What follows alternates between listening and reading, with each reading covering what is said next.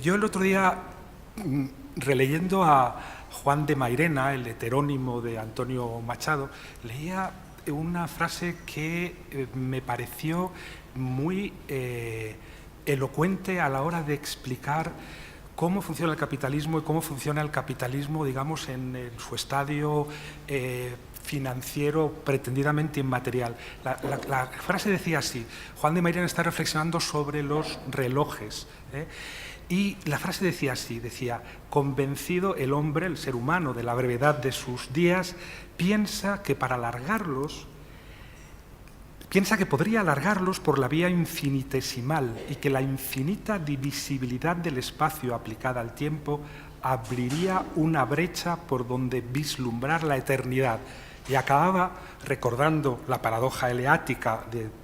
Aquiles y la tortuga, diciendo que ni Aquiles, el de los pies ligeros, alcanzará nunca a la tortuga, ni una hora bien contada se acabaría nunca de contar. Si nos dedicamos a contar una hora, a dividirla infinitesimalmente, esa hora no acabará nunca. Bueno, yo creo que es una buena manera de abordar lo que es la vocación de infinito del capitalismo, que luego ha tenido realizaciones históricas concretas, y creo que en las últimas décadas lo que se ha producido es un desplazamiento del espacio al tiempo, o sea, de la explotación del espacio, la redondez de la Tierra. Y de esto pues hablará ya yo seguro enseguida. La redondez de la Tierra impone límites a la propia explotación territorial, a la explotación mercantil de los territorios, y hemos visto cómo se ha producido en las últimas décadas un desplazamiento de la explotación de los espacios a la explotación misma del tiempo. Esto está, digamos, según el análisis de Marx, que para esto sí sirve, está inscrito en la entraña misma del capitalismo. La necesidad de explotar unidades temporales cada vez más pequeñas. Pero creo que solo en las últimas décadas, y como resultado al mismo tiempo de la revolución tecnológica y de la financiarización de la economía, ocurre que el tiempo mismo, que es el flujo de la conciencia misma, se ha convertido en una fuente de extracción de riqueza. Digamos que el extractivismo ya no se limita al petróleo, al agua, a los minerales, sino también hay una extracción de tiempo de conciencia, de tiempo de subjetividad. Y, por ejemplo, si empezamos en términos financieros, basta pensar que solo el Banco de Bilbao Vizcaya en un día hace 44 millones de operaciones. Es decir, 44 millones de operaciones divididas entre 24 horas ya da casi una infinita divisibilidad del tiempo. Y esa infinita divisibilidad del tiempo, con la extracción de riqueza capitalista que lo acompaña, es obviamente incompatible con una conciencia finita, es ingestionable para un cuerpo humano. ¿Qué consecuencias tiene el desplazamiento de la territorialidad al tiempo, del espacio al tiempo? Pues tiene dos consecuencias, yo creo. Una es que de pronto la esfera del consumo se convierte en una esfera privilegiada frente a la de la propia producción. Obviamente sabemos que cuando nos hablan de desmaterialización de la economía, pues nos están mintiendo. Basta pensar en los 40 o 50 millones de toneladas de residuos electrónicos que produce el planeta, que van a parar, por cierto, la mayor parte de ellos a países pobres con los riesgos de contaminación, etc. Pero lo que es verdad es que esa explotación del tiempo ha coincidido y es inseparable del desplazamiento incluso de la autorrepresentación de los sujetos sometidos al capitalismo, de la esfera de la producción a la esfera del consumo. Y creo que conviene pensar tanto las dinámicas actuales del capitalismo como la construcción de sujetos políticos o no políticos, más en la esfera del consumo que en la esfera de la producción. La esfera del consumo, además, asociada a las nuevas tecnologías, se traduce en lo que llama Stigler la proletarización del ocio y la miseria simbólica, el hecho de que los propios flujos de conciencia coincidentes a través de las nuevas tecnologías entre millones de sujetos conectados a esas redes, pues produce, al contrario de lo que creemos, igual que la explotación del espacio ha disminuido la diversidad biológica, en contra de lo que podemos pensar, la explotación del tiempo ha también hecho disminuir la diversidad, digamos, biográfica o la diversidad subjetiva. Vivimos, podríamos decirlo así, en la época de la reproductibilidad técnica del ego, y esa explotación del tiempo del ocio produce egos estereotipados. Hay 10.000 millones de fotografías en Facebook, vale, pero se pueden reducir a 4 o 5 repertorios muy pequeños, ¿no? Yo delante de las pirámides, yo el día de mi despedida de soltero, yo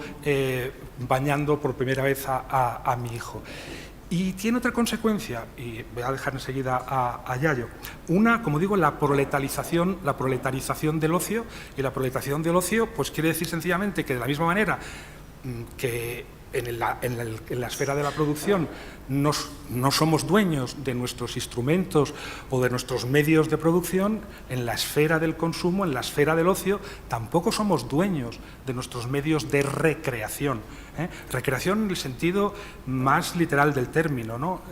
Lo recreativo implica no solo diversión o distracción, implica el ser capaz de recrear las condiciones en las que uno piensa el mundo en el que vive. Por eso Bernard Stiegler, este filósofo francés, habla de miseria simbólica. La explotación de los objetos temporales lo que produce es una enorme miseria simbólica. Pero la otra cosa que me parece importante señalar, y tiene que ver con uno de los temas que más hemos trabajado juntos, Yayo y yo, esto del naufragio antropológico, es el hecho, y vuelvo a la frase, recordaréis, de Juan de Mairena del principio, de que la explotación del tiempo, la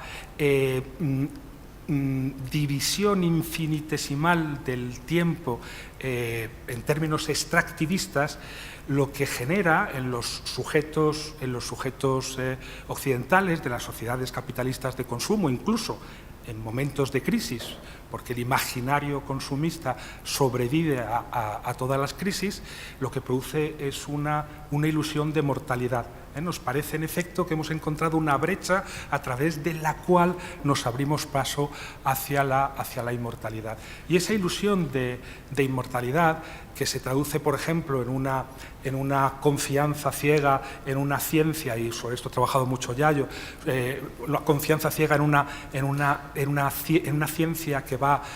siempre a encontrar una prótesis o un tratamiento o algún dispositivo mecánico para, como un deus ex machina, salvar nuestra vida en el último momento, se traduce también en el hecho de un alejamiento creciente del cuerpo entendido como objeto que es, por un lado, frágil, porque es una caña pensante que sigue, a pesar de todas las ilusiones inducidas por el capitalismo, sigue muriendo, que es vulnerable, en unos cuerpos, de luego, más vulnerables que otros, pero, en fin, la corporalidad misma implica vulnerabilidad, y que es valioso.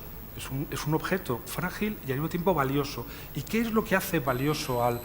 cuerpo humano? Desde luego, para los que somos ateos, no puede ser ninguna intervención divina, sino más bien intervenciones manuales de las manos. Yo siempre lo cuento así y ya con esto acabaré. Ya creo que un poco más cerca del suelo. O sea, lo que introduce valor en el cuerpo humano son los cuidados, son las atenciones, son las miradas. Si trasladamos el esquema así ricardiano típico de la ley del valor a la esfera de los cuidados, si decimos que un objeto vale tanto como tiempo se ha dedicado a fabricarlo, a construirlo, ¿cuánto vale un cuerpo humano? Pues tanto más cuanto más tiempo se ha dedicado a mirarlo, a cuidarlo, a cambiarle unos pañales, a cantarle una canción, a educarlo, a darle conocimientos. Eso es lo que hace valioso un cuerpo, y no es una casualidad, obviamente, que allí donde son las madres las que tradicionalmente en el marco del patriarcado se han dedicado a estas tareas de valorizar los cuerpos, pues sean los hombres los que más fácilmente, y esto es estadísticamente así, pues abusan de sus hijos, maltratan a sus hijos, porque creo que, como recordaba Flaubert,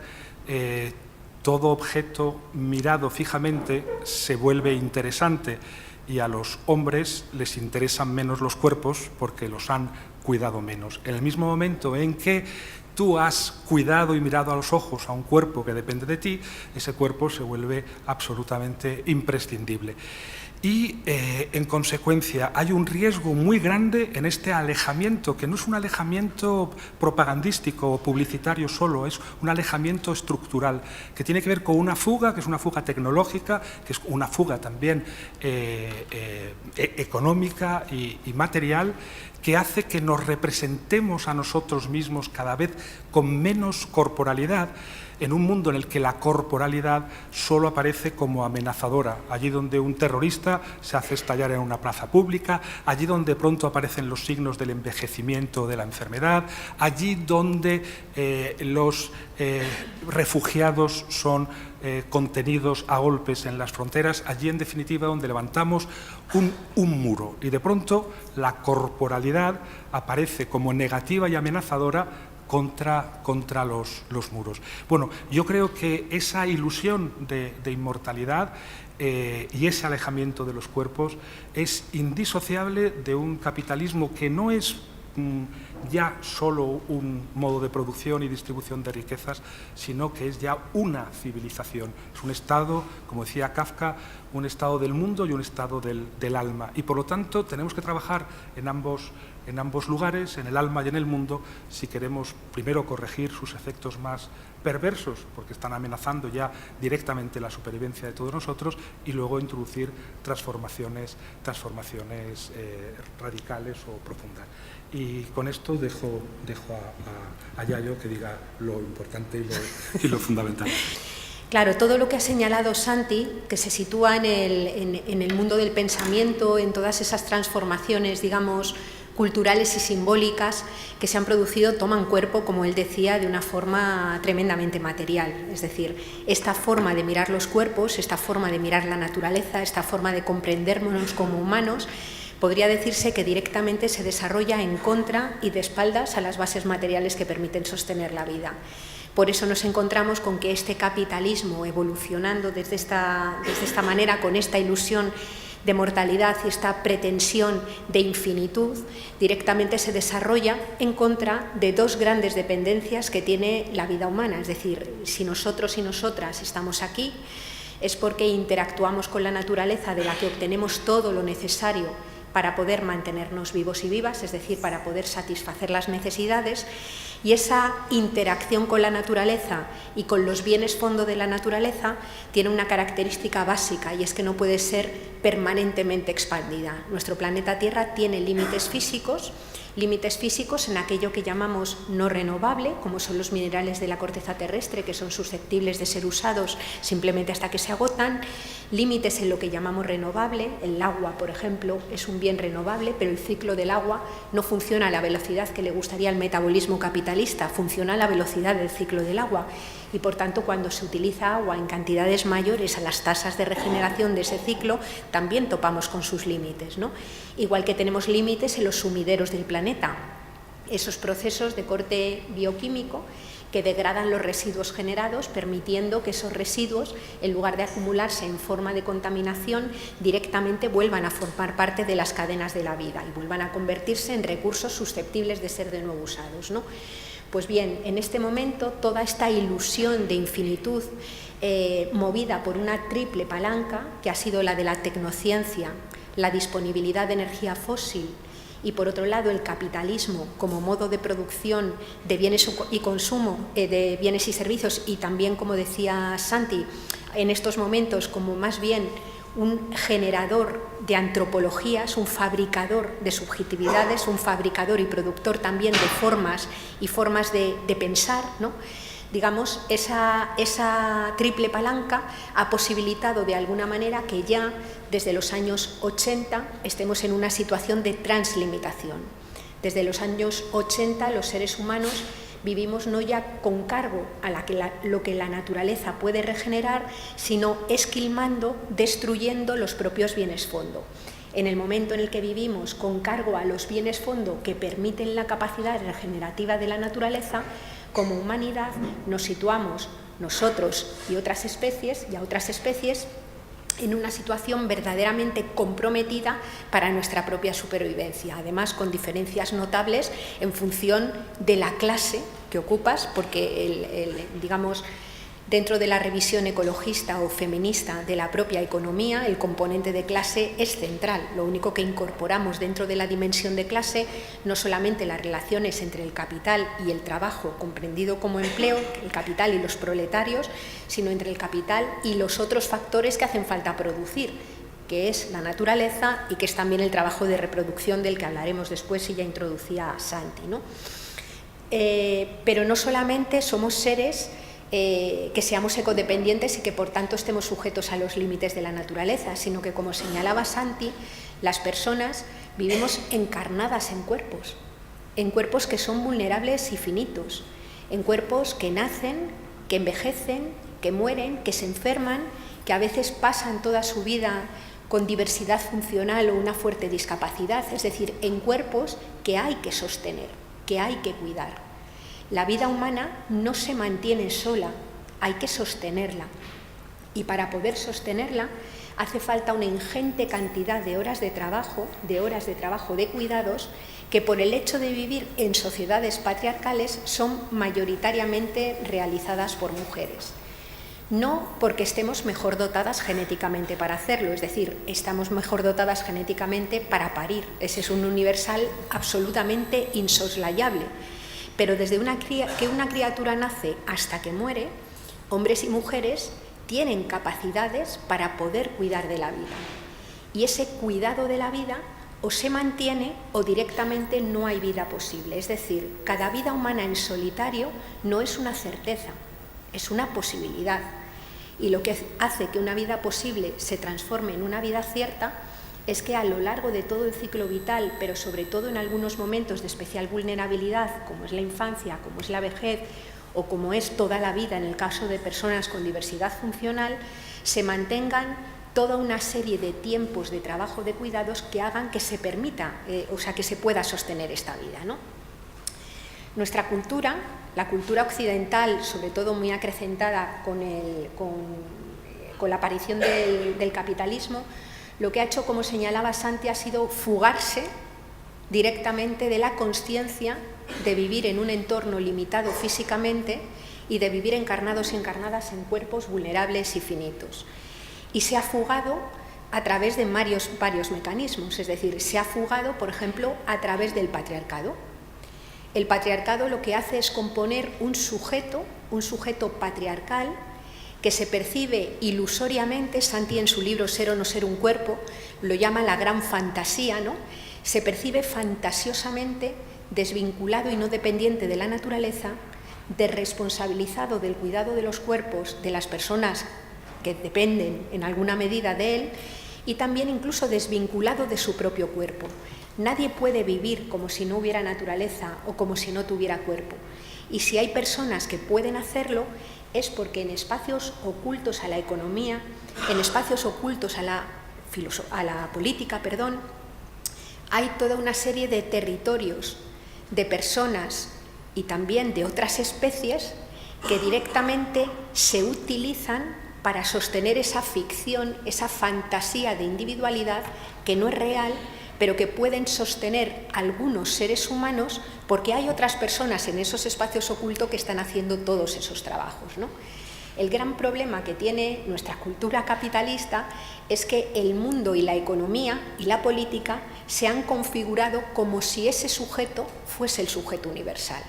Es decir, como si las mayorías sociales, si el conjunto de las personas pudieran vivir bajo esa ficción de esa triple emancipación de la naturaleza, del propio cuerpo y del cuerpo de los demás, ¿no?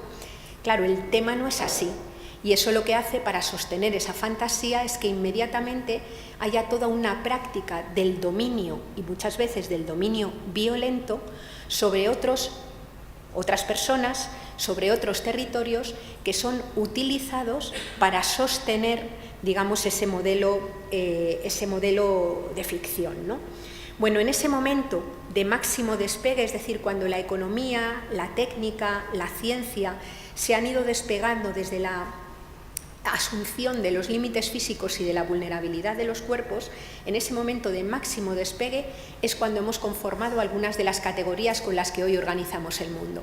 En ese momento de máximo despegue, por ejemplo, se ha teorizado el concepto hegemónico que tenemos hoy de producción, como si la producción fuera solo lo que se hace en la esfera mercantil para poder conseguir que crezca la economía en términos monetarios. Es decir, se ha creado una especie, o se ha generado una especie de creencia que transforma la producción y el crecimiento en un verdadero fundamentalismo económico. Es decir, el dinero se transforma en una creencia. Como sociedad, creemos las personas que más que necesitar agua, alimento, abrigo o casa, necesitamos dinero. Y como ese elemento, la obtención de ese dinero, se transforma en una creencia, se desarrolla una especie de lógica del sacrificio en la cual interiorizamos que merece la pena sacrificar cualquier cosa con tal de que crezca la economía o aumente esa cantidad de dinero. Da igual sacrificar bosques, minerales, ríos, da igual sacrificar vidas de personas, siempre si lo que tiene como contrapartida es el crecimiento económico, la generación de excedentes medidos en términos monetarios, cualquier sacrificio merece la pena, ¿no? Necesitamos urgentemente un aterrizaje forzoso en los cuerpos y en la tierra. Necesitamos urgentemente una economía y una política que se haga cargo de la extrema vulnerabilidad de lo vivo, de la extrema vulnerabilidad de cada vida humana en solitario y que se haga cargo de los límites físicos ya sobrepasados que tiene nuestro planeta Tierra. Y necesitamos hacerlo porque si no lo hacemos desde una perspectiva del sostenimiento de la vida y desde una perspectiva de la justicia, otras personas ya lo están haciendo desde perspectivas que podríamos denominar, yo diría abiertamente, fascistas. Es decir, desde perspectivas que sostienen que aquellos sectores de población que tienen poder económico, que tienen poder político y que tienen poder militar, pueden seguir sosteniendo sus estilos de vida a costa de que cada vez más gente quede fuera. Ayer supongo que muchas de vosotras estuvisteis con Saskia Sassen, y a mí me parece excelente el trabajo que ha hecho en el libro de Expulsiones, en donde manifiesta de forma clara cómo se ha pasado de un capitalismo de la explotación del trabajo y de la producción a un capitalismo directamente del extractivismo, como decía Santi, no solamente de materiales y energía de la tierra o de agua, sino de extractivismo social, de extractivismo de tiempo de las personas y también a una lógica de expulsión de gente de la vida. Luego, si queréis, en todas estas cosas podemos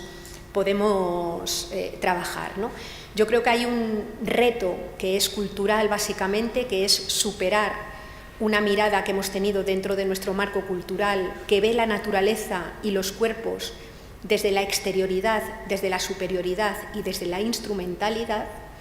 a una antropología, a una economía que tome radicalmente conciencia de esa tremenda dimensión material que tenemos. Necesitamos una renaturalización de las personas en el sentido no esencialista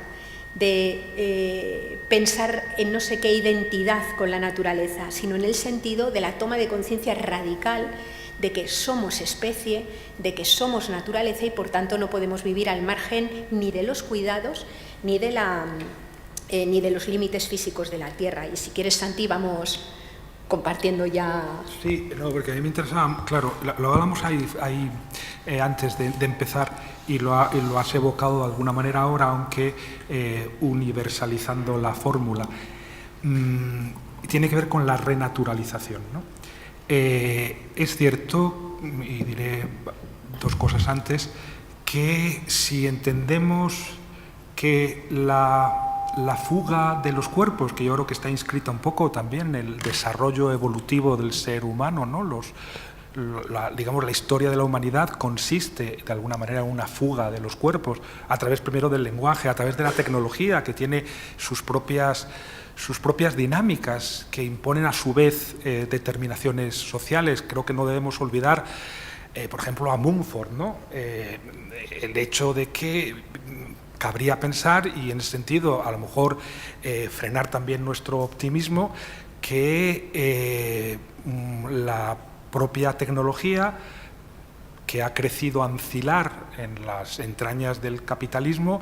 tiene su propia historia, impone sus propias determinaciones, exige nuevas innovaciones, ya con independencia de las relaciones de producción y distribución de riqueza a las que sirve o las que ha servido. O sea, que sí que puede haber no solamente una contradicción capital-trabajo y una contradicción capital-naturaleza, sino también una contradicción capital-tecnología, y aún más una contradicción, diría yo, tecnología-feminismo o tecnología-socialismo, ¿no? El hecho, como recordaba Sacristán, de que hay artefactos tecnológicos, decía él, que era comunista, que son en sí mismos no comunistas. Creo que habrá que contar con esos artefactos tecnológicos y por lo tanto la cuestión ya no estará en cómo utilizarlos o reciclarlos en nuestro favor, sino cómo neutralizarlos. No sé, ¿qué hacemos con la energía nuclear, con el conocimiento que tenemos de la fabricación de bombas atómicas? No hay un uso pacifista de la bomba atómica. O sea, en el año 1945 cruzamos un umbral que nos convierte en un sujeto colectivo negativo, porque estamos no solo como cuerpos particulares, individuales, vulnerables, sometidos a una potencial desaparición, sino también como sujeto colectivo. ¿Qué hacemos con eso? Bueno, digo que esa fuga tiene muchos vectores y conviene pensarlos todos si no queremos al final esencializar uno de ellos para tratar de explicar todo a partir de él y con la ilusión aparejada de que bastaría con tocar no sé qué botón en las entrañas de ese aparato para que todos los problemas se vinieran abajo. Pero lo que sí es verdad que entre los dispositivos de fuga, hablaba del lenguaje, hablaba de la tecnología, ha habido uno y lo ha recordado muy bien Yayo, que es el patriarcado, y eso también tiene que ver con el libro, que no comparto enteramente, con el trabajo de Almudena Hernando, pero que en esto sí que incide el hecho de que hay una fuga, y que esa fuga es masculina y que tiene que ver con el patriarcado, y que por lo tanto el uso que hacemos de la tecnología, el uso que hacemos del lenguaje, el uso que hacemos de las instituciones, el uso que hacemos de las relaciones sociales está muy marcado por esa fuga que es masculina. Y por lo tanto, y ahora es la pregunta, quiero que lo desarrolle Yayo. Hablábamos ahí, antes de empezar, hablábamos de un feminismo, o incluso yo me atrevería a definir el feminismo como un proyecto político de renaturalización de los hombres. Sí, yo creo que tiene un elemento. Yo creo que sí que tiene un elemento que tiene que ver con esto, ¿no? Durante mucho tiempo, digamos que a lo largo de la historia del patriarcado, uno de los digamos, una de las excusas que ha utilizado el patriarcado para, de alguna manera, invisibilizar y subordinar a las mujeres ha sido su naturalización. Es decir, el discurso que ha tenido el patriarcado durante un montón de tiempo ha sido, de alguna manera, señalar esa situación de inferioridad, porque las mujeres eran más naturaleza que los hombres, ¿no? Nos encontramos casi en las raíces del pensamiento filosófico griego, en Platón, en esa dualidad platónica.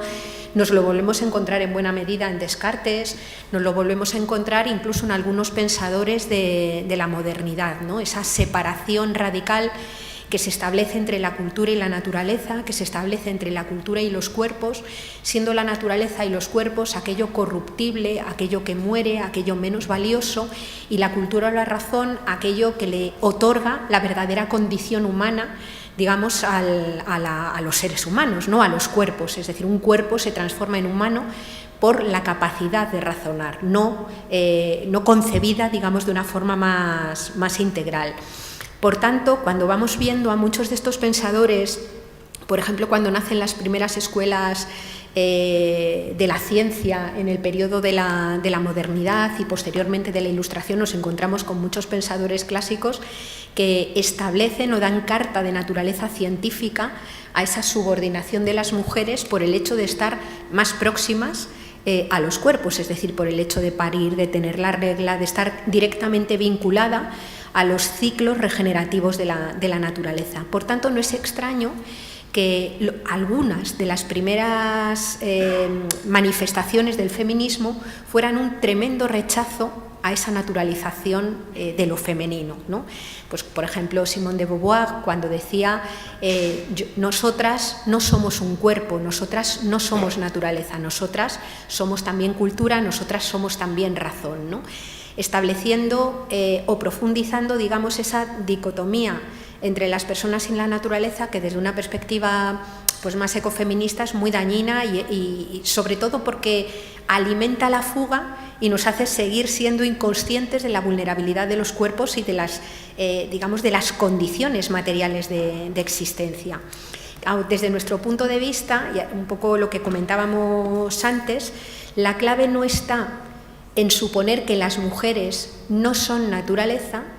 sino en una renaturalización, obviamente, de lo masculino y de los hombres. Es decir, los hombres son tan naturaleza como las mujeres, porque son seres vivos que son naturaleza.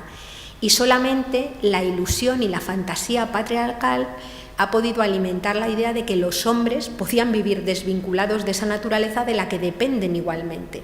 Y esa fantasía solamente se sostiene, insisto, sobre esa subordinación, sobre esa relación violenta que ha habido y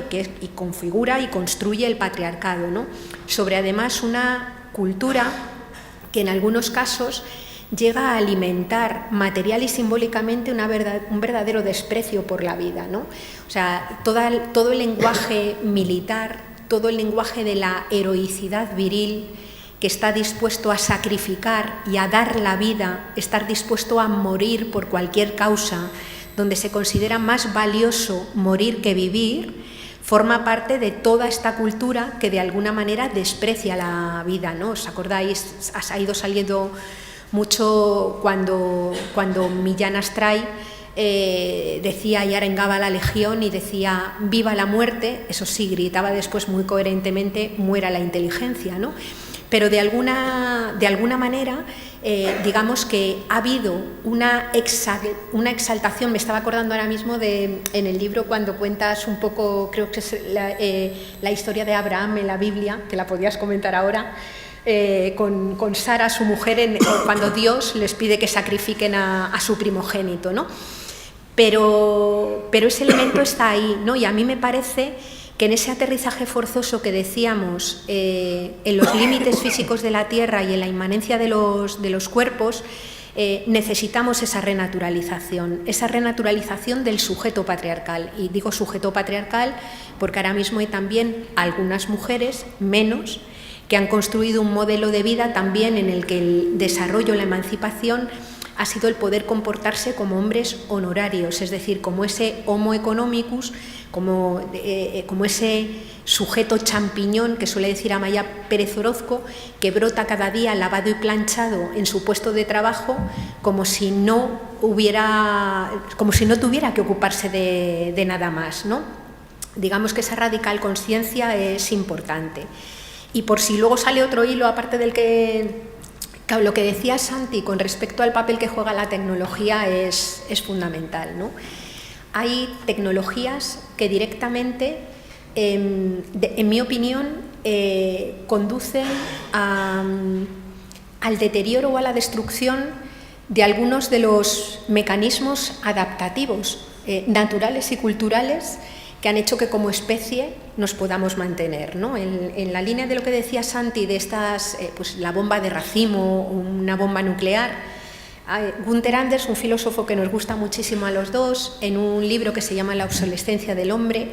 trabaja con el concepto de desnivel prometeico, ¿no? Él lo que dice es que hay un salto brutal entre la trivialidad de algunas acciones a las que puedes acceder gracias a la tecnología y las consecuencias monstruosas que tiene. Él, el ejemplo que ponía es la trivialidad, o sea, el salto brutal que hay entre apretar un botón en un avión bombardero y la consecuencia monstruosa que tiene una acción tan absolutamente banal, ¿no? Es decir, los seres humanos, durante la mayor parte de nuestra historia sobre este planeta, nos adaptamos y aprendimos que para causar mucha destrucción habría que hacer un esfuerzo muy grande y además había que verlo. Acordaos, por ejemplo, estas imágenes de la Primera Guerra Mundial, donde matar a la gente con bayoneta es un esfuerzo grande y sucio, donde hay vísceras, donde hay sangre, donde hay que hacer una enorme fuerza para atravesar a alguien con una bayoneta, ¿no? En este momento en el que vivimos en una sociedad de drones, donde se puede descargar armamento sin que ni siquiera haya una persona que lo pilote, donde se puede hacer a muchísima distancia, ¿no? Digamos que la posibilidad de mantener comportamientos morales que de alguna manera exigen poder anticipar las consecuencias de nuestros actos quedan diluidos. Yo sé perfectamente que si voy hasta ti y te doy una patada en la espinilla te voy a hacer mucho daño y por tanto anticipo la consecuencia de mi acto y soy capaz de frenarlo. Pero cuando las consecuencias monstruosas vienen de cosas livianas, como apretar un botón, como comprar un paquete de acciones, como mandar un montón de mensajes SMS, como comprar un paquete de langostinos pelados en un mercado, y no vemos de ninguna de las maneras las consecuencias brutales que tiene sobre otros territorios o sobre la vida de otras personas, mantener esas relaciones morales nos cuesta. Y por tanto, comportamientos adaptativos básicos como son la cooperación, como es el apoyo mutuo, como es la solidaridad o como es la reciprocidad, que han combatido desde luego con la guerra y con la competencia en el desarrollo de la humanidad, pero que han conformado una parte fundamental para poder vivir como especie, pues se ponen en riesgo, ¿no? Bueno, no sé... No, sí,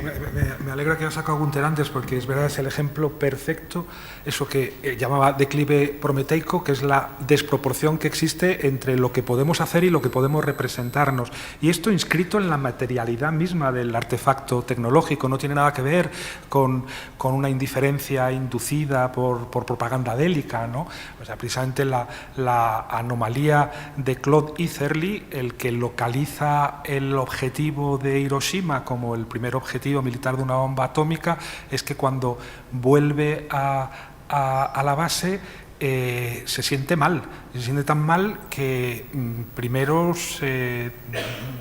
divorcia de su mujer, luego huye a Canadá, luego intenta suicidarse, luego empieza a cometer pequeños robos para que lo metan en la cárcel, porque él tiene la sensación oscura de que ha hecho algo mal, y mientras él acaba en un psiquiátrico militar diagnosticado de trastornos edípicos, pues el que lanzó la bomba, el general, ¿cómo se llamaba? Tey o no sé qué, pues daba grandes ruedas de prensa felicitándose de lo maravilloso que había sido ese acto de guerra. La reacción de Claude Eatherly era una reacción anómala respecto del artefacto tecnológico que había utilizado. Había sido capaz de representarse algo que un avión a 2.000 pies de altura no permite representarse, que son las consecuencias. Y por lo tanto, las tecnologías, como recordaba ahora Yayo, dificultan la representación moral de los conflictos tal y como ha venido ocurriendo en los últimos 15.000 años, ¿no? O sea, Shakespeare es de alguna manera incompatible con algunas tecnologías. Y luego, volviendo a la diferencia cultura-naturaleza, y no es una discrepancia, y sé que va a estar de acuerdo conmigo Yayo, porque si no me sentiría como preocupado. La cuestión no es tanto que haya una separación entre cultura y naturaleza, yo creo que conviene hacer diferencias, creo que las han hecho todas las sociedades de la Tierra en los últimos 15.000 años. El asunto es que pones de un lado y de otro y que olvidas colocando en un lado u otro, que dejas a un lado, ¿no? O sea, quiero decir que el problema de la cultura y naturaleza es cuando en efecto tú pones del lado de la naturaleza a la mujer porque tiene el periodo y no pones del lado de la cultura el trabajo de los cuidados, a pesar de que es el trabajo civilizacional por antonomasia. Quiero decir, ¿qué ha protegido la civilización en situaciones de guerra que han sido también la norma masculina a lo largo de los 15.000 años? ¿Hay algo más civilizado y esperanzador que ver en medio de las ruinas de una ciudad destruida por las bombas masculinas una cuerda tendida con unas bragas, unos calzoncillos y una camiseta? O sea, si alguien ha conservado la civilización, ha sido precisamente ese trabajo de cuidados. Y, por lo tanto, claro que hay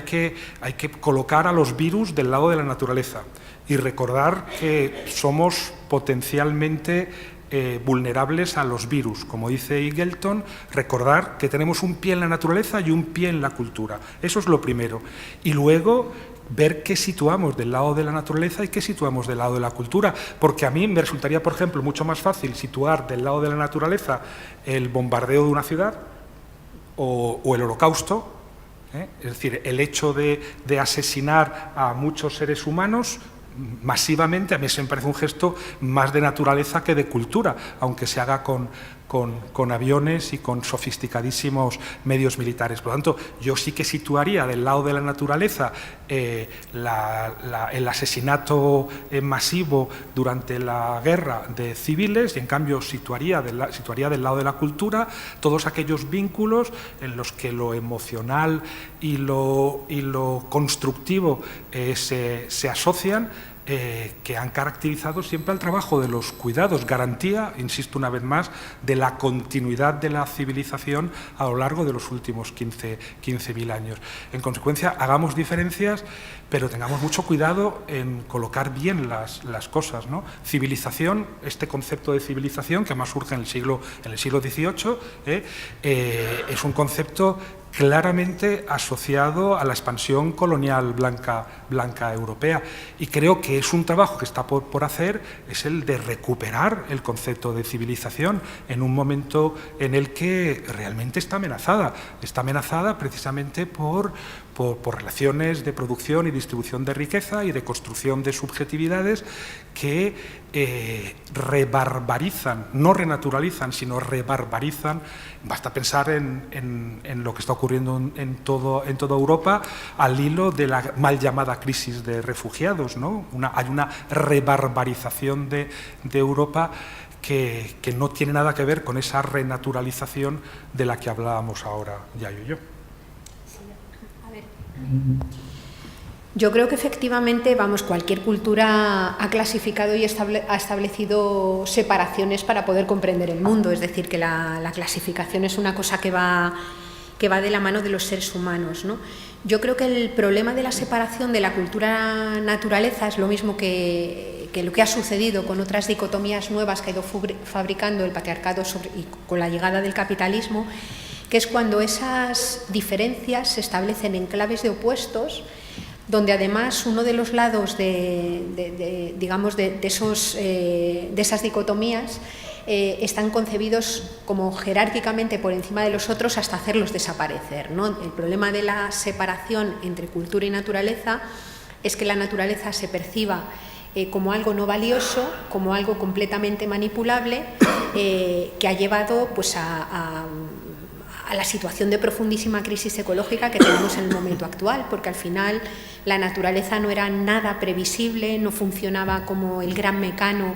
que postuló de alguna manera Newton, sino que es algo complejo, ¿no? Y digamos que la lógica de la máquina sirvió de alguna manera para enunciar e intervenir en algo que era infinitamente grande, infinitamente complejo, como son los procesos de la vida, ¿no? Esas nuevas dicotomías se han ido produciendo en otras esferas, por ejemplo, la dicotomía producción-reproducción dentro de la economía, es decir, llamamos producción a lo que tiene reflejo dentro de la esfera mercantil, y de forma reciente se ha llamado reproducción, porque antes se le llamaba incluso sus labores, a lo que se hacía dentro de los hogares para sostener cotidianamente la vida. Ahora se le llama reproducción, pero sin embargo sigue siendo planteada en términos dicotómicos, donde además lo productivo tiene un valor mucho más grande que lo reproductivo y lo conforma, ¿no? Cuando es obvio que dentro de la economía todo es reproducción social. Todo lo que hace la economía sirve o debe de servir para reproducir la sociedad y no tanto para reproducir el capital, que es la gran perversión que tenemos en el momento actual, ¿no?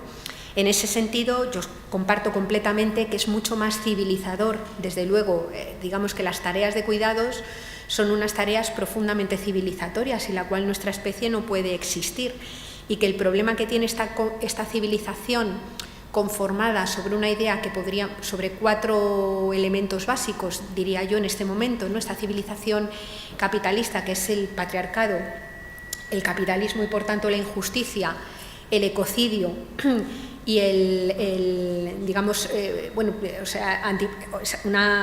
una cultura que es, y el colonialismo, perdón, que no me salía la otra parte, es decir, en una dimensión profundamente colonial, al principio con invasiones directamente de los países y ahora pues con tratados, por ejemplo, de libre comercio, que son una expresión comercial, una expresión económica, digamos, del colonialismo en el momento actual, digamos, pues se ha conformado una civilización de la que hablamos muchos y como cultura nos sentimos muy orgullosos, pero que es una civilización que se destruye a sí misma. Es decir, porque es una civilización que se sostiene sobre ese ecocidio sin el cual no puede haber vida ni economía, que se sostiene sobre una cultura patriarcal que incluso ahora mismo está deteriorando la propia posibilidad de que haya trabajo de cuidados. A esto le llama el feminismo la crisis de cuidados, ¿no? Que es una cultura cada vez y una civilización cada vez más radicalmente colonial, y ahora mismo si miramos dónde se desarrollan el mayor número de guerras formales o no formales que hay en el planeta, son en lugares en donde hay conflictos extractivistas o donde hay construcción o utilización de grandes ríos, por ejemplo, para la generación de electricidad necesaria a veces para los propios procesos extractivistas, y donde hay tantísimas personas, por cierto, con muchísimas mujeres al frente, tratando de resistir y de luchar para frenar esos procesos imperialistas y coloniales, ¿no? Es decir, que es una civilización que efectivamente se destruye a sí misma. O sea, digamos que desde el ecofeminismo no se pretende tanto, o desde algunas posturas ecofeministas no se pretende tanto disolver la diferencia, que yo creo que no tiene sentido, sino colocarla, desde luego cambiar las prioridades, es decir, situar las prioridades de una forma radicalmente distinta, y situar esa diferencia no en términos ni de dominio, ni de exterminio, ni de invisibilización, digamos, del lado de la dicotomía considerado habitualmente como menos valioso, ¿no? Bueno, primero, para que se entienda lo que quería decir con cultura y naturaleza, yo creo que todo el mundo admite con Lévi-Strauss que de lo crudo a lo cocido hay un paso de la naturaleza a la cultura. ¿Cuándo hay patriarcado? Cuando el hecho de que cocine la mujer es naturaleza y el hecho de que cocine el hombre es cultura. Sabemos que en relación con la cocina, que es una de las tareas básicas civilizatorias, existe esa diferencia, ¿no? Cuando cocina la mujer todos los días, eso es naturaleza, y cuando cocina hasta hace muy poco tiempo ha habido pocos grandes chefs de restaurantes mujeres. Es curioso que a la cocina siempre se han dedicado las mujeres, y luego los grandes restaurantes, sin embargo, como ejercicios de altísima y refinada cultura, estén en manos de seres humanos. Por lo tanto, el patriarcado lo que hace es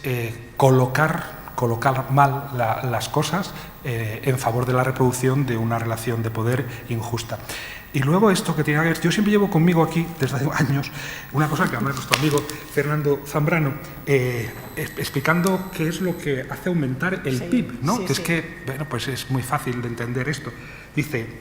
cosas que hacen aumentar el Producto Interior Bruto de un país: la extracción y degradación de materiales de la corteza terrestre, la apropiación de los bienes comunes, el deterioro y la destrucción de la naturaleza, el miedo y la inseguridad, el descuido y el despilfarro, la pobreza relacional y comunitaria, la insatisfacción, la fealdad inducida, la desigualdad, la ineficiencia ecológica, la lejanía y la sobreespecialización del suelo, el exceso de trabajo no deseado, la pérdida de autosuficiencia y soberanía, la escasez, la emisión de residuos y la ruptura de los ciclos de materiales de la naturaleza, la razón y la irresponsabilidad.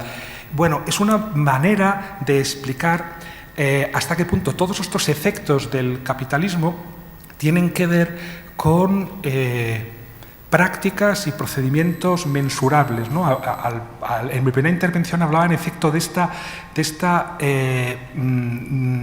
división infinitesimal del tiempo. ¿Qué es lo que ocurre? Hablaba de la esfera de la producción y de la esfera del consumo, pues que en realidad en esas dos esferas, y a través ya de las nuevas tecnologías, el capitalismo puede medir los efectos que introduce y puede medir la riqueza que extrae de esas dos esferas. ¿Qué ocurre con el lugar donde los cuerpos se cuidan los unos a los otros? Ese lugar, para mí, civilizatorio por excelencia, es que ahí todo es inconmensurable. O sea, hay cosas que los cuerpos podemos medir y otras que los cuerpos no podemos medir. Hay algunas, pues, que es una fatalidad a la que nos resignamos y que tratamos de compensar precisamente a través de la ciencia. Quiero decir que en la escala geológica, la escala estelar o la escala cuántica son escalas que no se pueden medir directamente con el cuerpo, ¿no?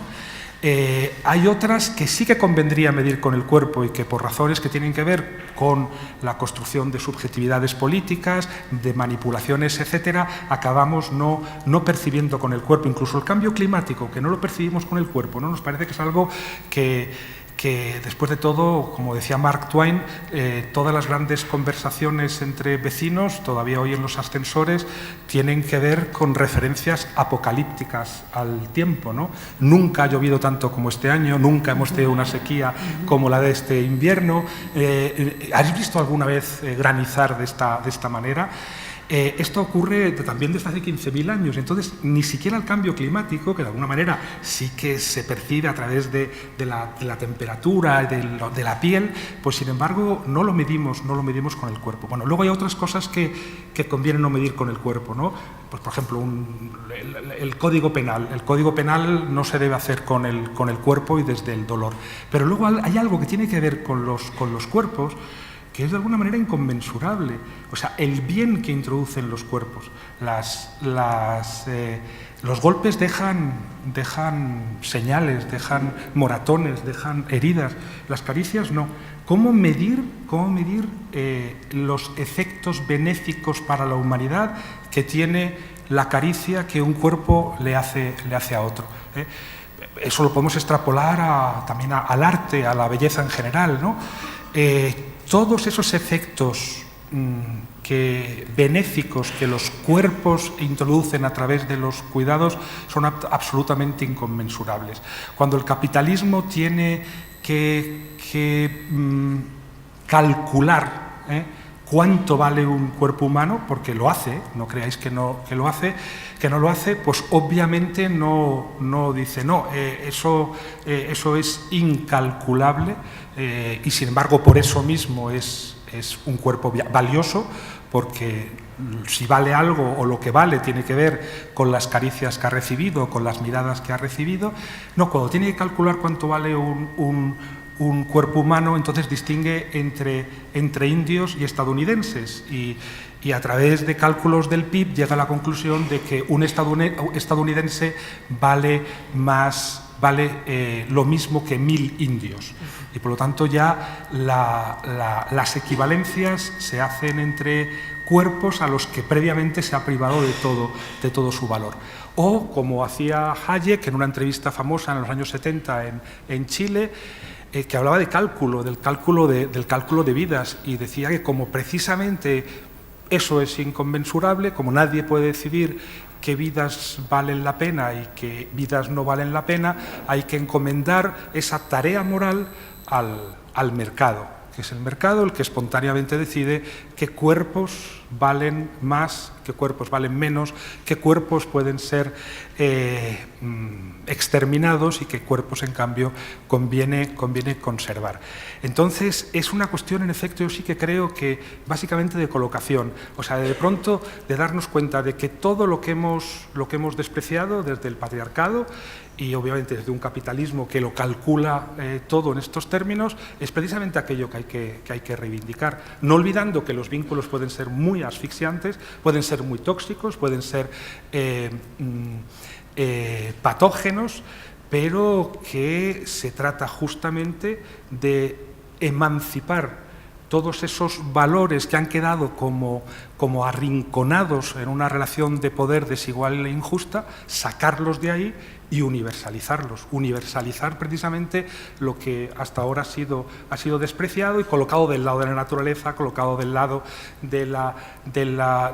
lo que no vale nada, colocado del lado de sus labores, colocado del lado de la reproducción. Y yo creo que en principio es esa la visión que yo tengo de un feminismo entendido como el primer verdadero humanismo universal de la historia. Al mismo tiempo, y creo que aquí es más optimista Yayo que yo, quizá porque yo no dejo de ser un hombre, a pesar de todos los intentos que hago por sacudirme de encima esa carga, pero creo que la cuestión es saber cómo podemos voltear esa relación de valores allí donde el capitalismo ya no es un modo de producción, sino una civilización que a través de esos dispositivos extractivistas de los flujos de conciencia ha acabado por imponer la ilusión de inmortalidad como un derecho de los ciudadanos occidentales, con el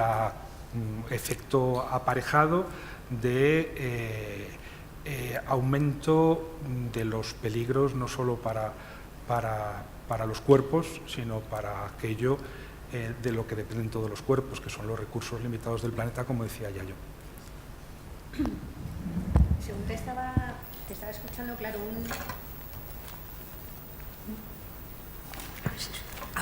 un problema básico que tiene la forma en la que se ha conformado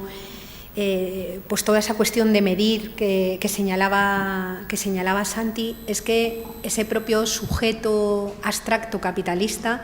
es un sujeto fundamentalmente contable, es decir, hemos transformado a la humanidad en este lado, digamos, de privilegio en sujetos contables. No me estaba acordando cuando te oía de una broma que gastaba Pigou, economista clásico, desde luego cero sospechoso de feminista radical, ¿no? Decía Pigou que bastaría que cada inglés de la Inglaterra victoriana se casara con su ama de llaves para que de golpe descendiera la renta nacional. Es decir, el sueldo del ama de llaves, que estaba monetizado y era medible, contaba en las cuentas económicas del sistema y formaba parte, por ejemplo, de todo el conjunto de riqueza nacional. Pero en el momento en el que la esposa empezara a hacer gratis lo que antes hacía pagada, aunque los bienes y servicios producidos fueran exactamente los mismos, directamente eso ya no contaría dentro del sistema de cuentas nacionales y por tanto no sería considerado como riqueza. Es decir, que en nuestro modelo económico lo que cuenta y lo que no cuenta, lo que se mide y lo que no se mide, sobre todo teniendo en cuenta que es un modelo económico que tiene la mirada desviada solo sobre la vara de medir del dinero y solo contabiliza como riqueza aquello que puede ser expresado en términos monetarios, lo que hace es efectivamente hacer desaparecer directamente, sobre todo, muchos elementos de naturaleza y sobre todo una buena parte de los trabajos de cuidados, ¿no? Esta reducción de lo valioso estrictamente a lo monetario o al precio, directamente lo que nos coloca de nuevo es en esa situación de indiferenciación, es decir, no poder distinguir los diferentes tipos de riqueza, y podemos terminar denominando riqueza a cosas monstruosas. Cuando nosotros medimos solamente en términos monetarios y contabilizamos, como leía Santi en esas notas de Fernando, y contabilizamos dentro del Producto Interior Bruto solamente aquello que genera un excedente social medido en términos monetarios, lo que hacemos es no solamente que desaparezcan cuestiones básicas como pueda ser la polinización o la fotosíntesis. Yo ya advierto que yo soy una fan de la fotosíntesis, que me parece un proceso absolutamente casual y maravilloso que sostiene el conjunto de la vida, complejísimo y a la vez sencillísimo. Me parece una cosa flipante, ¿no? Y no sé por qué no hay más poemas a la fotosíntesis, sinceramente, pero me parece una cosa absolutamente flipante, pero no cuenta como riqueza ni es considerada como riqueza, ¿no? Es decir, hay cosas que salen fuera, pero el problema es que con esta indiferenciación, con esta reducción del valor a lo monetario, lo que sucede es que no somos capaces de discriminar, dice Jorge Rietzmann, entre aquellas producciones que nos acarician y las que nos aplastan. Es decir, llamamos producción exactamente igual al cultivo del trigo que a la fabricación de bombas de racimo, porque medimos solo la dimensión que crea valor en el mercado, que es la monetaria, y desde luego que la industria militar genera un crecimiento económico impresionante, ¿no? Pero no somos capaces, al medirlo solo en dimensión monetaria, no somos capaces de ver detrás de ese valor monetario alcanzado, digamos, los recursos finitos que nunca más volverán a estar disponibles para ningún otro uso. No acabamos de ver las vidas deterioradas o las consecuencias, digamos, sobre las necesidades de las personas y las condiciones de vida de la utilización de aquello que llamamos producción. Por eso, por ejemplo, si los economistas fisiócratas hubieran visto el concepto de producción que manejamos hoy, les hubiera dado un ataque directamente, ¿no? Para la fisiocracia, la producción era, decían ellos textualmente, producir es acrecentar las riquezas renacientes de la tierra sin menoscabar los bienes fondo. Es decir, producción era aquello que se podía regenerar cíclicamente a partir del trabajo humano sobre una base material previa. Los fisiócratas nunca hubieran hablado de países productores de petróleo, porque el petróleo no se produce sino que se extrae. Cuando le ponemos precio a esa extracción, no somos conscientes de que en realidad lo que llamamos producción es el puro proceso de sacar, por lo que estamos pagando es por el proceso de sacar ese petróleo de la tierra, pero el petróleo no lo fabrica nadie y una vez extraído no vuelve a estar, ¿no? A ninguna persona se nos ocurriría ir al médico, al dentista, y decir, cuando salimos de allí, dicen, mira, he producido una muela, y salir con ellos encantados, porque sabemos que detrás de esa muela no viene otra, la han extraído. Y el concepto de extracción remite a aquello que existe y no va a volver a estar, mientras que el concepto de producción remite a aquello que podemos regenerar, ¿no? Por eso creo que necesitamos, dentro del estudio de la economía, es decir, a mí me da la sensación, por lo que voy viendo, desde luego los manuales que se estudian en primero y segundo de bachillerato de economía, que eso sí que nos los hemos revisado todos en algún estudio de Ecologistas en Acción, lo que hemos visto es que lo que se hace es un proceso de adoctrinamiento y verdadera inyección en vena de neoliberalismo, es decir, no queda hueco para paradigmas, digamos, heterodoxos de la economía crítica dentro de esos manuales. Pero tengo la sensación de que en el mayor número de facultades de ciencias económicas son muy marginales los espacios, digamos, de pensamiento crítico y los espacios donde la disciplina económica de alguna manera dialoga con los problemas reales que tiene la gente, ¿no? Por eso me parece que, que en espacios como este son fundamentales para poder pensar en cuál es esa economía que pone en el centro la vida y que pone en el centro lo que es importante para sostenerla, ¿no? Y bueno, y creo que ese elemento es superar ese reduccionismo extremo, que no quiere decir que abolir completamente el PIB como indicador, pero colocarlo en el mismo lugar de otros indicadores multicriterio, como pueda ser la huella ecológica, el tiempo utilizado para los cuidados, el requerimiento total de materiales o la apropiación humana de la producción primaria neta. Es decir, son indicadores que ya llevan siendo trabajados desde otros paradigmas y que son básicos para poder desviar esta mirada, esta especie de mirada cuantofrénica, ¿no?, que tiene nuestra cultura y que nos hace pues ir caminar de una forma muy acelerada a una situación complicada, ¿no?, para nuestra propia supervivencia y además con efectos de enorme desigualdad.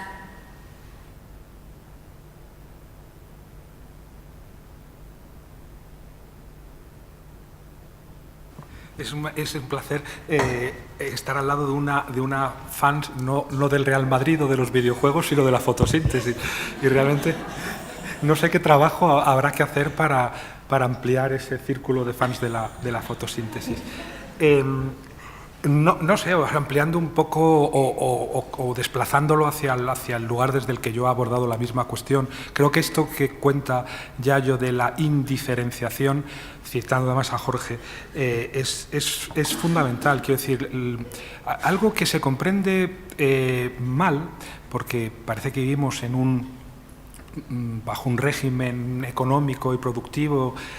riquísimo y variadísimo, es que probablemente el capitalismo es el único régimen económico de la historia de la humanidad de pura subsistencia. O sea, ya sabemos después de los trabajos de Marshall Sahlins que no ha habido nunca sociedades de pura subsistencia, que incluso las de recolectores, cazadores más, entre comillas, primitivas, siempre se reservaban un tiempo no solo para la reproducción, sino para la recreación. Y probablemente el capitalismo, en contra de lo que parece, es el primer régimen económico de la historia de pura subsistencia, porque necesita dar millones de vueltas, atar millones de nudos, producir infinita riqueza pues para dar de comer a un perro. Cada gesto que hace, tanto en la esfera de la producción como decía en la del consumo, está destinado a la pura reproducción del sistema en su conjunto. Y eso determina que una diferencia que han hecho todas las sociedades a lo largo de la historia, esto sin que implique ninguna nostalgia respecto de sociedades donde el patriarcado era tan activo como aquí, donde la crueldad, la jerarquía y la lucha de clases producía efectos terribles, pero en términos culturales, lo digo para señalar una diferencia que sí que tiene que ver con el naufragio antropológico, es la primera que no distingue entre cosas de comer, cosas de usar y cosas de mirar, porque se las come todas. O sea, se come naturalmente los alimentos y, desde luego, hablar del coste que en estos momentos tiene bajo una industria capitalista el alimentar a 7.000 millones de personas, pues nos llevaría un buen rato y, desde luego, también dejaría que de esto hablara Yayo, ¿no? Yo acabo de leer un libro de Stefano Liberty, que no sé si has leído, que se llama Los dueños de la alimentación, que explora las consecuencias de la explotación capitalista de cuatro alimentos fundamentales, ¿no?, que son el tomate, el atún, el cerdo y la soja. Y desde luego, en fin, creo que hay motivos para sentirse muy preocupado. Digo, trata como cosas de comer, las cosas de comer, que son aquellas pues que habitualmente, por caminos más o menos complicados y más o menos refinados, sirven para para inscribir nuestra vida en la reproducción biológica, las cosas de usar, que tienen que ver con todas las mediaciones que hemos introducido a través de la técnica, desde una silla a unos zapatos, y luego las cosas también de mirar, las mirabilia en latín, ¿no? Las cosas dignas de ser miradas, las maravillas, que cada cultura ha identificado con determinados objetos que ha puesto a cubierto del apetito humano, de la voracidad humana, a través de la religión o a través del arte, en museos, objetos que solo sirven para pensar el mundo y que por lo tanto son fundamentales. Bueno, pues el capitalismo se los come todos por igual, se come las cosas de usar, las de mirar y las de comer, porque se las come todas y se come incluso las imágenes de las cosas de mirar. Nos comemos el pan y las patatas, nos comemos las lavadoras y las sillas y nos comemos también los paisajes y las catedrales, pero nos comemos también las imágenes de los paisajes y las imágenes de las catedrales. Y todo eso para reproducir en su conjunto un sistema al que no le sobra nada, al que el lujo le es indispensable, al que la destrucción del planeta le es de alguna manera indispensable. ¿Y qué queda fuera de esas tres cosas? Pues precisamente esto de lo que estábamos hablando, los trabajos de cuidados, que son los únicos que ofrecen resistencia. Y que ofrezcan resistencia tiene quizá una vertiente peligrosa, lo estamos viendo, ¿no? Allí donde de pronto todos esos trabajos de cuidados se convierten en centrales en programas políticos de la ultraderecha europea. Es una concepción de los cuidados excluyente o racista, pero que de alguna manera ha entendido con bastante precisión que lo que en estos momentos está en juego, que el ámbito de resistencia frente a esa globalización, a ese capitalismo financiero destructivo, es algo que tiene que ver con los cuerpos y con los cuidados. Y por eso es el momento de que un feminismo verdaderamente transformador asuma frente a esos discursos de la ultraderecha el mismo terreno, pero naturalmente de una manera no incluyente, sino incluyente, no de una manera racista, sino antirracista, universalista, etcétera. Pero es así, ese es el único ámbito desde el que en estos momentos, frente a un capitalismo de pura subsistencia, se puede resistir. Y como digo, el peligro es que, a pesar de la huelga de antes de ayer, en Europa no vamos ganando, van ganando más bien las propuestas que inciden en los cuidados, pero desde discursos excluyentes o racistas, que dicen los austríacos primero, los franceses primero, etcétera. Muy pendientes, en efecto, de los cuidados, pero solo para su propia gente. Y te dejo.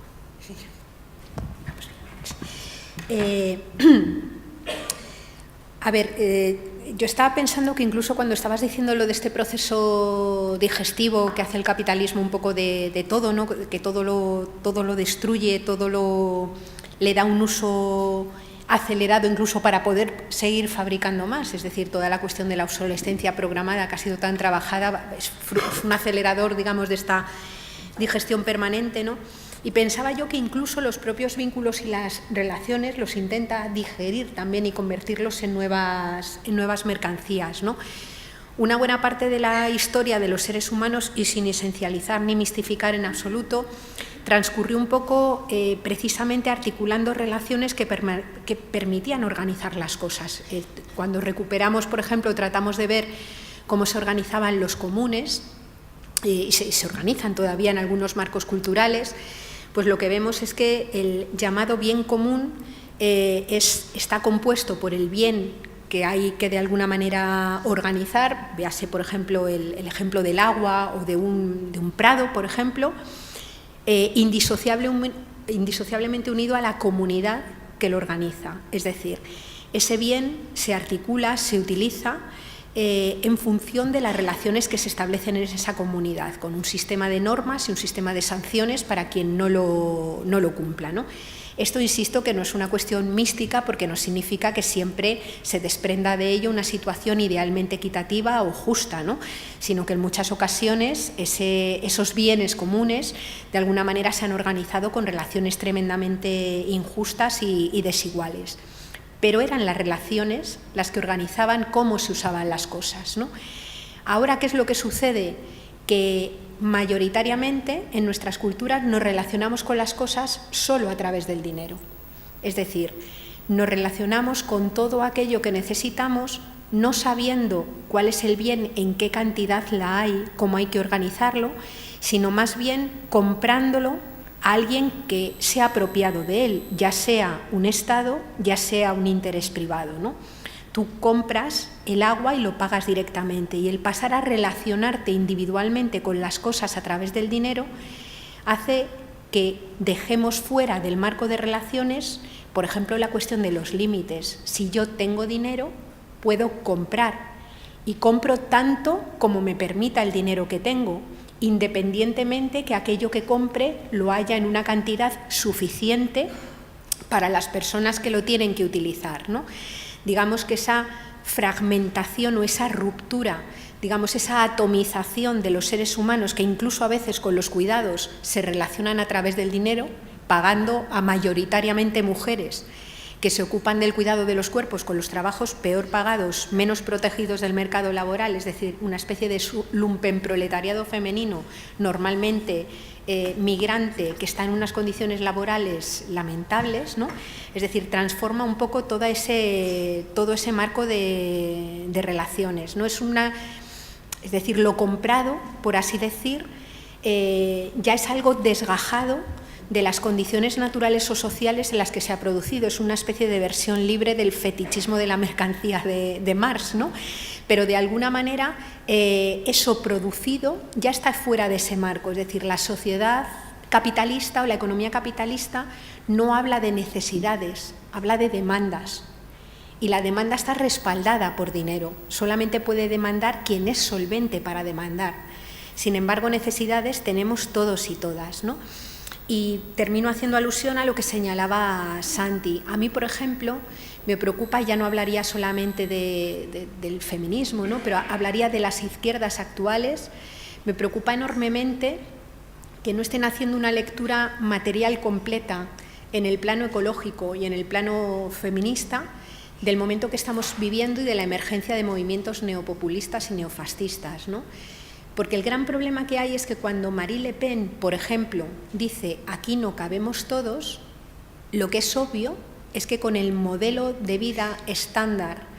del hombre francés que se relaciona con una determinada cantidad de dinero con las cosas, es verdad. Es decir, no es posible extender ese modelo al conjunto de la población del planeta. Para que ese modelo se sostenga, hace falta esquilmar cantidades ingentes de recursos, de bienes y de materiales de otras zonas del planeta. Y lo que hay detrás del aquí no cabemos todo y de ese discurso supuestamente feminista, o sea, porque tú escuchas, por ejemplo, los discursos de Marine Le Pen y si no estás un poco espabiladilla, vamos, te los tragas completamente. O sea, quiero decir que tiene discursos muy entendibles, por eso los movimientos de corte neofascista están engrosándose a partir de gente que potencialmente es, en términos clásicos, clase obrera, ¿no? Es decir, gente empobrecida, sola, que tiene miedo, que siente incertidumbre y que encuentra una amenaza o un enemigo que es el que de alguna manera no permite sostener esa promesa de sociedad idílica que por otra parte nunca existió en el pasado, pero que se ha creado la imagen de que es volver a unas determinadas esencias. Claro, si tú no incorporas la huella ecológica, si tú no incorporas la dimensión de que cualquier país llamado y rico es un país que ha agotado sus recursos naturales y que viene con cargo al resto del mundo, si no interiorizas la idea de que si la valla que no permite entrar a las personas migrantes no dejará entrar todos los días los materiales, la energía, los alimentos, el pescado que viene de los territorios de esas propias personas que se hacinan en los campos de concentración, ¿no? Si tú todos esos materiales no los dejas pasar, lo que hoy llamamos países ricos no se sostienen ni 2 meses, ¿no? Porque hemos creado, y voy a utilizar una frase de Santi, una especie de economía caníbal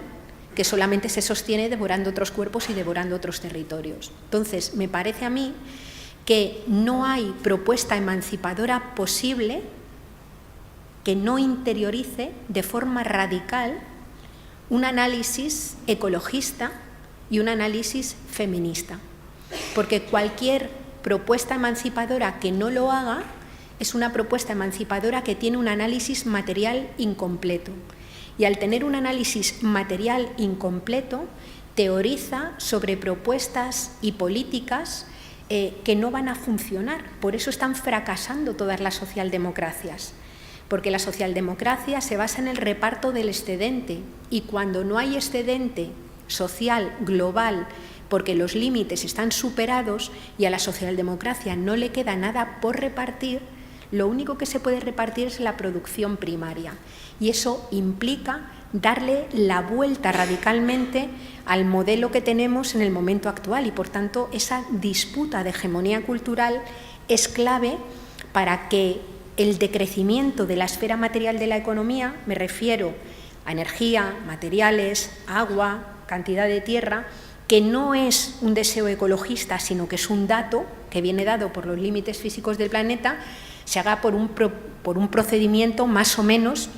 decidido y justo y no por una vía fascista o incluso a veces ecofascista. Es decir, porque las promesas del capitalismo verde, que no son escalables para el conjunto de la población, a veces alimentan una especie de pijoecologismo que no es universalizable a la mayor parte de la gente y que de alguna manera sostiene, digamos, ese ecofascismo que es peligroso y que está ahí, ¿no? O sea, que sí que creo que me preocupa mucho que sigamos teniendo todavía tantas personas en el ámbito de la izquierda, ya sea en movimientos sociales o ya sea en partidos políticos, que sinceramente están también como flotando por encima de los territorios, así manteniéndose en el aire, y creo que necesitamos tener ahora mismo el cuerpo bien asentado, y vuelvo a utilizar otra frase de Santi, pasar de esa fantasía patriarcal